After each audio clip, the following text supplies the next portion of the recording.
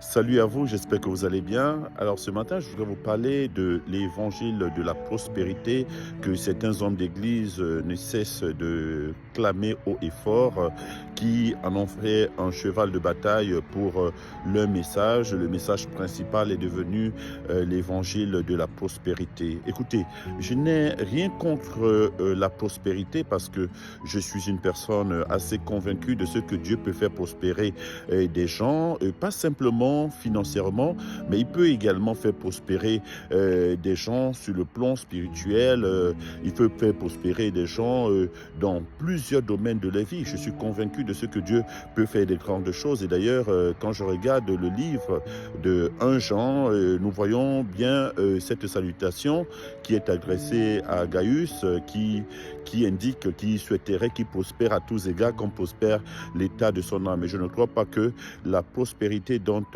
qui était adressée à Gaius était simplement limitée sur le plan financier. Parce que si Agaius il était vraiment prospère sur le plan financier et que son âme était en difficulté et qu'il avait d'autres problèmes, à quoi lui servirait-il d'avoir beaucoup d'argent? Le problème, c'est pas d'avoir beaucoup d'argent. Nous pouvons avoir beaucoup d'argent, il n'y a pas de souci. Mais lorsque l'âme d'une personne est troublée, lorsque la personne n'est pas stable spirituellement, émotionnellement, comment est-ce que cette personne serait en paix, serait épanouie? Moi, je dis non. Je suis convaincu de ce que Dieu fait prospérer des gens. Nous voyons également Abraham, lorsque Dieu l'appelle, il était quelqu'un de béni, c'était quelqu'un qui était riche et quand il s'est rapproché de Dieu, il a obéi à ce que Dieu lui avait indiqué. Les Écritures nous disent que Abraham devient fort riche. Donc, il était riche, et Dieu lui fait prospérer, il devient fort riche. Donc, Dieu n'a aucun problème avec la prospérité. Moi, ce que je voudrais pointer du doigt ici, c'est le fait que parmi nous, plusieurs hommes de Dieu, aujourd'hui, passent leur temps à s'enrichir sur le dos des fidèles, et ce qui n'est pas bien. J'ai entendu parler d'une banque qui est au ciel, vraiment, une banque qui est au ciel où si vous donnez de l'argent ici et vous allez recevoir, vous êtes en train de garder beaucoup d'argent dans la banque du ciel et le ciel va vous le donner. Franchement, je ne sais pas quel est ce type d'évangile, je ne sais pas où c'est écrit qu'il y a une banque du ciel. Peut-être que je n'ai pas encore beaucoup assez lu la Bible, mais je n'ai jamais entendu parler d'une banque qui est au ciel. Il y a même d'autres qui disent qu'il y a même les terrains au ciel, il y a des maisons au ciel, il faudrait qu'ils payent, qu'ils cotisent ici pour qu'ils puissent avoir leur terrain au ciel, leur maison au ciel. Franchement, je me pose la question de savoir si vous êtes assez conscient, comment est-ce que vous voulez stocker les faibles leur argent et vous enrichir? Moi, je dis, il y a un gros problème. La Bible dit que Jésus, il s'est fait pauvre pour que nous soyons riches.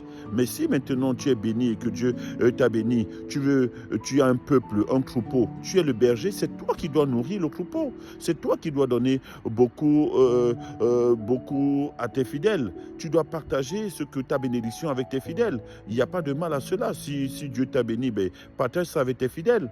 Hein? Ça ne sert à rien de te servir de leur faiblesse, de te servir de leur finance et puis t'enrichir. Aujourd'hui, hier, tu n'avais pas où habiter, et le Seigneur t'a béni, et tu as un abri, et après tu as des maisons, tu as des voitures, tu voyages en jet privé. Mais bon, enfin, après, c'est ta vie ou c'est votre vie. Je n'ai rien contre, mais je dis encore une fois, le message principal de l'évangile, c'est cette déclaration que nous avons lue dans le livre des Actes de l'Apôtre. Lorsque le Saint-Esprit est descendu, il a dit, vous serez mes témoins. Vous serez mes témoins à Jérusalem, en Samarie, dans toute l'extrémité de la terre. Donc Dieu veut que nous soyons des témoins de Jésus-Christ partout où nous irons. Voici le message principal. Maintenant, il y a aussi ce côté où nous devrons développer devant le Seigneur cette capacité de vouloir s'en sortir des problèmes, des difficultés que nous avons. Nous sommes harcelés par le monde des ténèbres, nous sommes harcelés par des problèmes. Les chrétiens sont là, les gens souffrent et tout ça. Les mêmes personnes souffrent, elles souffrent. Je pense que Dieu a déclaré que nous sommes la lumière du monde et nous devrions éclairer ces personnes afin qu'elles s'en sortent. Nous devrions tout faire pour qu'elles sortent de pression satanique, de l'oppression démoniaque, que ces personnes vivent en paix et qu'elles soient épanouies. Nous devions chercher à ce que ces hommes et ces femmes soient épanouis et non leur parler déjà de l'argent. Oui, on peut leur parler de l'argent, mais ce n'est pas ça le message principal. Le message principal, ce n'est pas les amener à chercher de l'argent. Même les païens cherchent de l'argent, ils n'ont pas besoin d'une révélation particulière. Non, tout le monde cherche de l'argent. Les gens travaillent, il y a des gens qui se battent, mais il y a ceux même qui ne travaillent pas. Aider ces personnes-là à trouver du travail. Il faut les aider. Le message principal n'est pas le message qui est attaché à la recherche tous les jours de l'argent. Il faut que les gens... Non. La Bible dit que l'amour de l'argent, c'est la racine de tous les maux. L'amour de l'argent, c'est la racine de tous les maux. Donc ce matin, si tu m'entends, si tu es dans une église et que tu te rends compte que ton pasteur te parle toujours de l'argent matin, midi et soir, vraiment, je te conseille de sortir. Sors de cette église. Tu as des difficultés, tu as des problèmes et que ton pasteur... évident l'opulence, il te parle toujours argent matin, argent midi, argent soir. Vraiment, sors de cette église, c'est un conseil que je te donne.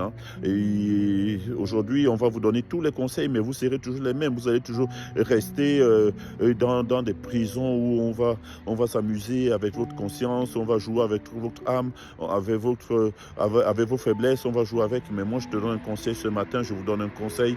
Si vraiment dans cette église où vous avez des difficultés, vous avez des problèmes, et que les pasteurs n'arrivent pas à vous aider et tout ça, et qu'on vous parle de l'argent matin, midi et soir, et qu'on vous dise qu'il y a des terrains au ciel et qu'il y a une banque au ciel et tout ça, moi j'ai dit sortez de cette église. C'est un conseil que je vous donne. Vraiment que Dieu vous bénisse abondamment et nous allons y revenir pour d'autres sujets. Shalom à vous, bonne journée.